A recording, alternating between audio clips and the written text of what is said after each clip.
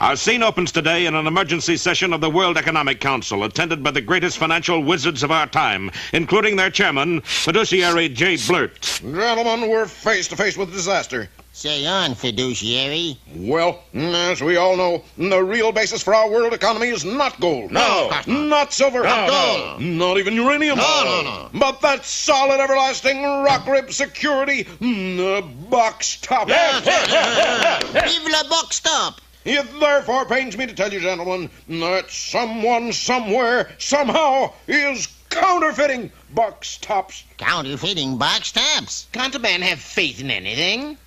And unless we catch the culprit soon, the economy of the whole world as we know it is doomed. It will demolish the dollar. Ruin the ruble. The franc will fall. Even the drachma will droop. This fiend in human form must be found. But how? We must be on the lookout for anyone who has an unusually large number of box tops. And when we spot him... Liquidate him immediately. At this moment, our agents are everywhere. Suppose it's just somebody who likes to hoard box tops. Nonsense, old boy. Who'd be stupid enough to hoard box tops? A good question, that, but the answer was ridiculously simple, for at that moment in the little town of Frostbite Falls, Minnesota... 63,821, 63,822. How you doing, Bullwinkle? Oh, hi, Rocky. Just counting my box tops before I take them to the bank. Boy, you sure have saved a mess of them. Oh, I didn't save them all. I inherited some from my Uncle Dewlap. He left you box tops? Yeah, and 14 miles of string, too. Oh, he was a saving fool. How many are there, Bullwinkle? Well, I just got up to, buttermilk. I lost count. Why don't you let the bank count it for you? Hey, that's a good idea. And a little while later, the boys were trundling a wheelbarrow full of box tops into the Farmers and Swineherds National Bank. The clerk took one look at them and ran to the president's office. Mr. Fremley, can I see you a minute? Arbogast, please. Can't you see I'm foreclosing a mortgage? But it's an emergency, sir. Box tops? A barrow full. Come on. Oop. Please, madam, you're getting my spat soggy. Could we have a little service, please? Why, yes, certainly, sir. Arbogast, call the police, the FBI, my wife. I'd like to start a box top account with your bank. Why, yes, sir. What kind? Just checking? No, I really mean it. Meanwhile, a bevy of law enforcement officers were converging on the bank. Okay, when I give the word, we grab him. Is he really dangerous, Chief? Anybody who would counterfeit box tops would do anything. Gee. So if he makes one funny move, let him have it. There you are, my life savings. How much is there? Looks like millions. Yeah, or even thousands. Hear that? That's our man, all right. You mean Moose? Yeah, careful now. What are you doing with that empty bag, Bullwinkle? Oh, I just can't resist popping them, Rock. That's sure gonna disturb the other people in the bank. Oh, they won't care. Here goes. Look, Bullwinkle! Boy, they're sure touchy. Well, it certainly looks bad for our boys. Will our story end right here before we find out who is really behind the sinister box top racket? Don't fail to see our next episode of Fault in the Vault or Banks a Million.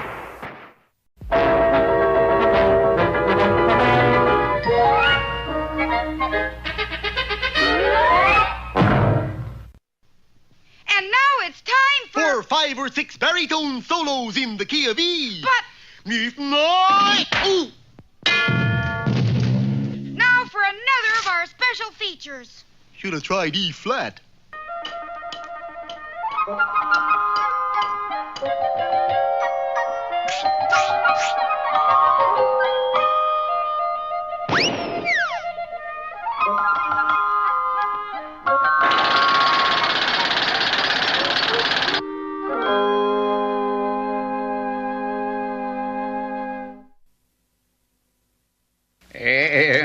Pardon me, Sonny, but can you tell me where I can find that eminent philosopher, Aesop? Well, what's up, Dad? Going to a Halloween party? Huh? I said, what's up, Dad? Never mind, Junior. I was hoping you wouldn't recognize me. I'd know you anywhere, Pop. Well, the reason for this disguise was to illustrate today's parable.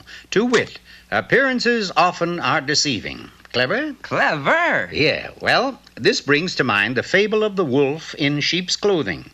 In the forest lived Al Wolf. He was a husband-type wolf. He happened to have a wife-type wolf, and they were expecting, or rather she was, a baby-type wolf.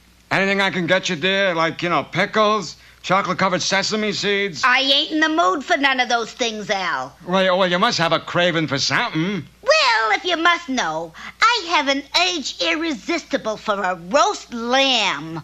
Anxious to obey her slightest whim, Al Wolf adjourned to the nearest butcher shop. Okay, what'll it be? Let me have a leg of lamb to go. Sorry, sir, we're fresh out of lamb. How about some bologna? Wife wants lamb. In that case, try the serve-yourself machine over there. They got lamb in there? Yeah, they got everything. What'd you get? Package of cigarettes. Tough luck. Must be a short in the machine. I tell you what, I'll trade you the cigarettes for the bologna. Look, my wife wants... How about that? 5 minutes later, the wolf was back home. This is lamb? That's what it says. Lamb. You know what this says?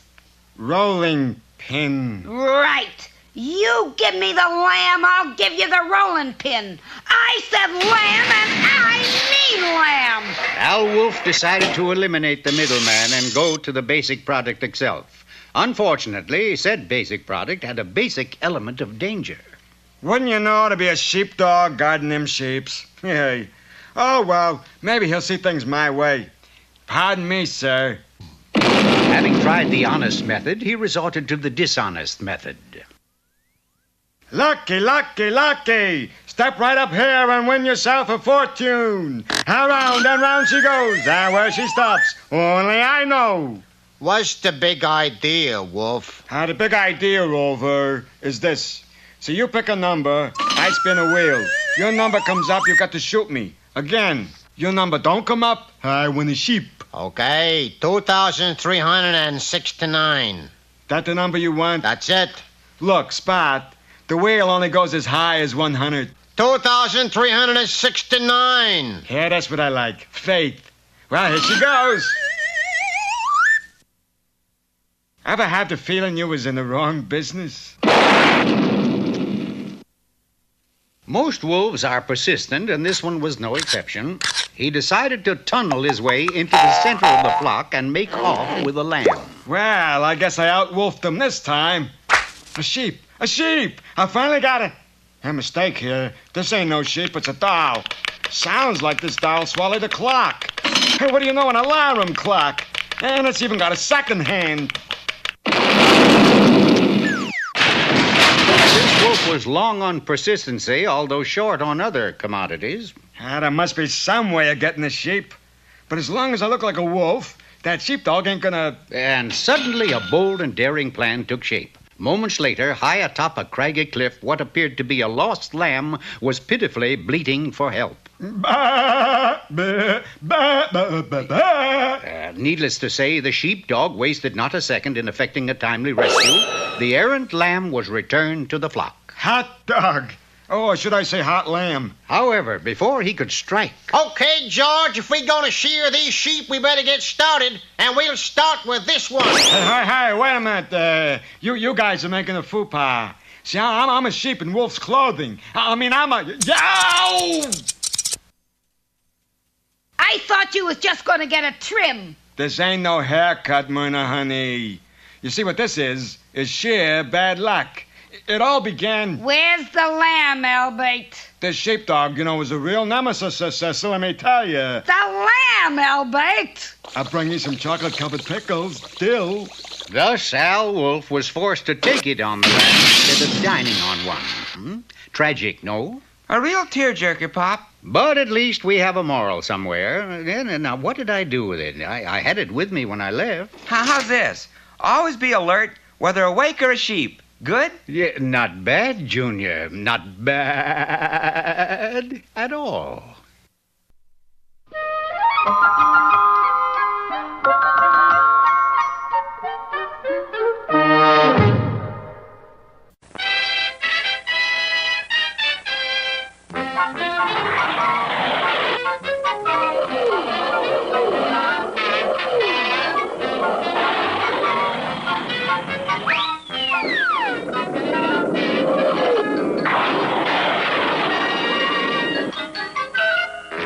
Last time you recall, the members of the World Economic Council were horrified to discover that somebody was counterfeiting box tops, the real basis of the world's monetary system. Suspicion immediately fell on Bullwinkle Moose, owner of the world's largest collection of genuine box tops. So when he and Rocky tried to open a box top account at the Farmers and Swineherds National Bank... Get down, Bullwinkle! It's okay, Rocky. I'm a depositor. Boy, my credit rate must have gone down. This is the police. We know you're in there. You can't fool them fellas, can you? Come out with your hands up. Okay. And when Bullwinkle emerged, he was quickly shoved into a patrol wagon and whisked away. I'll send you my address as soon as I get settled, Rock. Meanwhile, in an old brownstone house in the middle of a large city, a mysterious figure worked over a printing press. 1, 2, 3 a liri, 4, 5, 6 a liri, 7, 8, 9 a liri, 10 a liri, box top. Yes, unbelievable though it may seem, the box top counterfeiter was really Boris Badenov, that notorious no-goodnik, that venal villain, that delinquent demon, that... He's no use. Flattery will get you nowhere. Boris, darling, next load of box tops is ready to roll. Very well, Natasha. Let's go. And Boris and Natasha dashed to their friendly neighborhood grocer to carry out their fiendish plan. Hello. You are my friendly neighborhood grocer? That's me, little fella. You are giving away atomic-powered roller skates? Yep, with 16 box tops.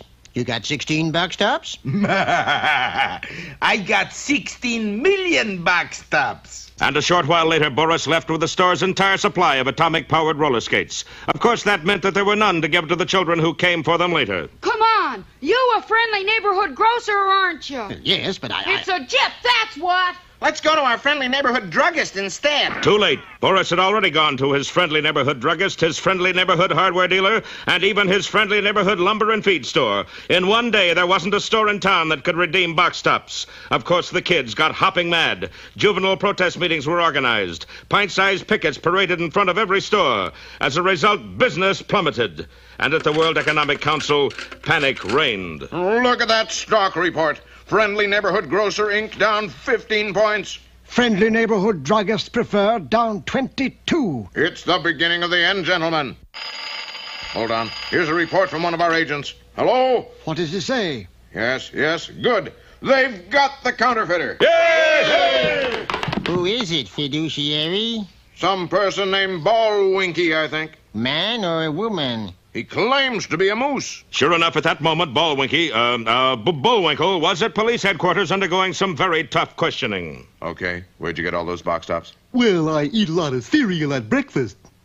85,000 boxes full? Well, I like a snack before going to bed, too. How come you never turned them in? Couldn't make up my mind what I wanted. What do you think, Chief? He's either a criminal mastermind or a stupid bird brain. Do I get a choice? The only choice you'll get, Moose, is between 10 and 20 years. You can't do that to my pal. Watch carefully. Gee, Bullwinkle, maybe they can. Can they? Don't miss our next episode, Calaboose Moose, or The Crime of Your Life. And now, here with an unlimited supply of misinformation is Mr. Know-It-All. Hello, Inquester out there. Today I shall instruct you on how to cook a turkey's goose. The first step in cooking a turkey is to preheat the oven to 6,000 degrees. Don't you think that's awfully hot? Only for the turkey. Now, while the oven is preheating, we go out in search of a turkey. There are many ways of snaring a turkey, the most surefire of which is to shake some paprika on his nose. This not only stops him from taking flight, but clears up the sinuses as well. The second surefire way is to utilize the turkey in the straw trap. This consists of a deep pit covered with a straw mat.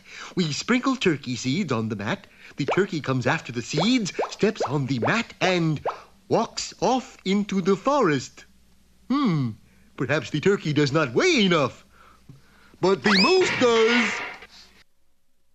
The third surefire method of catching a turkey is the last and never fails.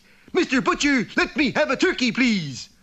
And now all that remains is to cook the bird in the preheated oven. But, Mr. Know-It-All, I still think the oven at 6,000 degrees is too hot. It couldn't be. I haven't lit it yet.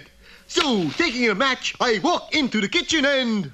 Well, thank you, Mr. Know-It-All. You're welcome down there!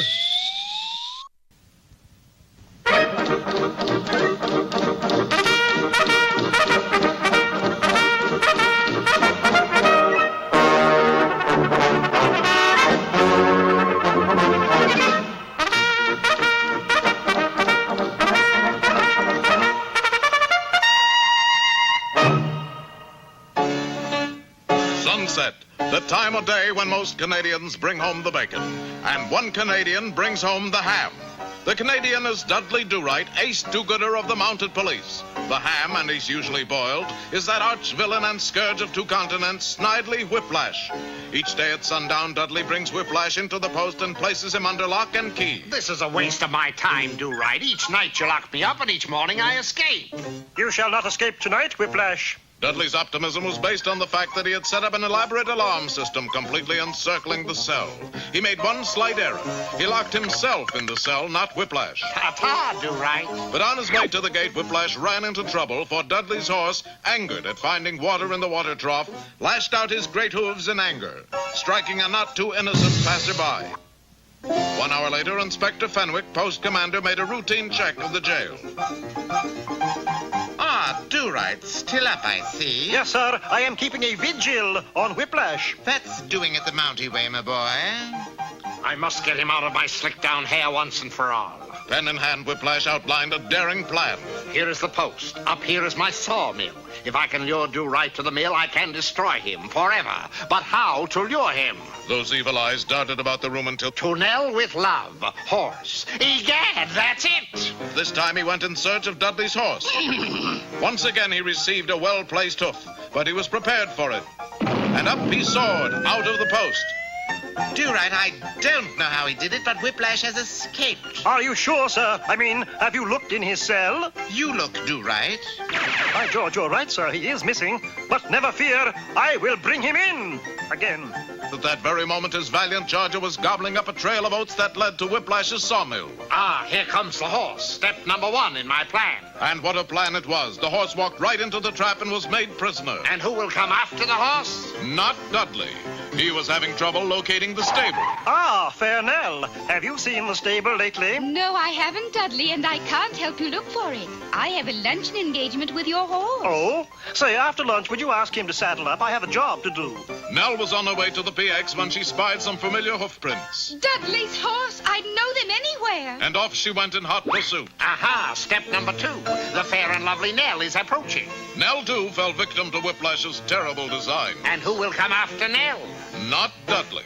He was still searching for the stable. Pardon me, Inspector, but I seem to have misplaced the stable. No time to help you, Do-Right. I'm due to make a speech at luncheon. With Nell and my horse? Yes. Inspector Fenwick scurried off. Then he, too, spotted the telltale tracks. That horseshoe print with a broken nail, that's Nell's left foot. By 3 in that afternoon, Whiplash had in his power Dudley's horse, Nell, the inspector, and most of the Mounties in the general area. What's keeping that dolt Do-Right? He should have been here long ago. In case you're wondering, Dudley had found the stable. He was now looking for a way to get out of it. There must be a door somewhere. There was. It opened, and in walked a messenger boy. You constable, Do-Right. I think so. Dudley took the telegram and ripped it open. Dear Dolt. Can't spell Dudley. Unless you come to my sawmill, I shall blow up Nell, the inspector, your fellow Mounties, and your horse. My horse! He arrived at the sawmill in jigsaw time. And you will let my horse go free if I surrender to you? Everybody goes free. The exchange was made. Inspector Fenwick, Nell, and the Mounties bid a tearful farewell and returned to the post. As for Dudley, he was tied to a chair infested with sticks of dynamite. Do-Right, you'll never do right again. A match was struck, the fuse was lit, and Whiplash dashed off over the horizon. Daddy, dear, don't keep looking out the window in the direction of the sawmill. It can't help. I know it, Nell. It's only Do-Right we're losing, and yet... Well, there he goes. Just then, the door burst open and... It is me! I, sir! Dudley! Do-Right! I fooled him, Inspector. I made him think I blew up. But how? With this record. It has 33 1/3 long-playing explosions on it. He only heard an explosion. But the sticks of dynamite. Don't worry about that, sir. I have them here. Do-Right! Come down here!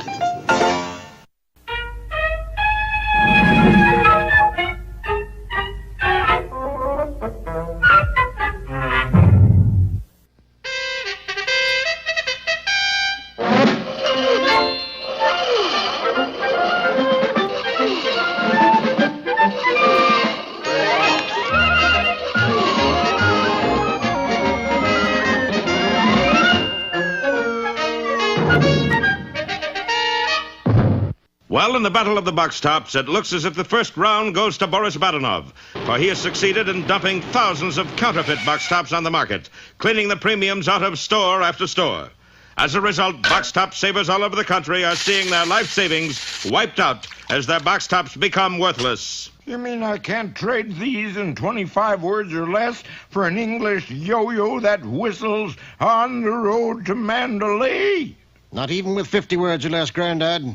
You mean my box tops aren't worth anything? Not a bean, son. There's nothing to trade 'em for. Gee, 8 years old and I'm a ruined man. Yes, things were tough all over, especially in the back room of police headquarters, where Bullwinkle was still being questioned. All right, Moose, are you going to confess or not? Well, I'd like to, fellas, but I promised my dear old mother Promised her what? that I'd never tell a fib. Okay, Muldoon, put him back in the pokey.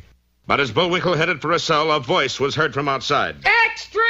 Box top bad man strikes again! Stores close and Wichita Falls!